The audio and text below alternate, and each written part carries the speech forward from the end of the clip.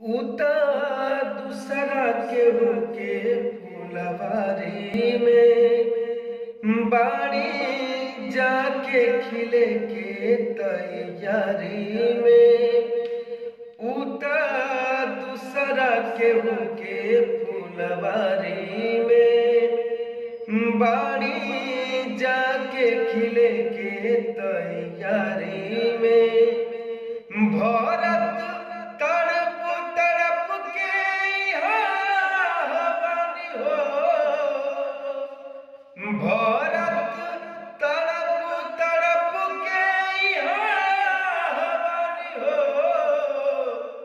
एह दुनिया में प्यार के जैसन कइले त हमही गुनाह बानी हो।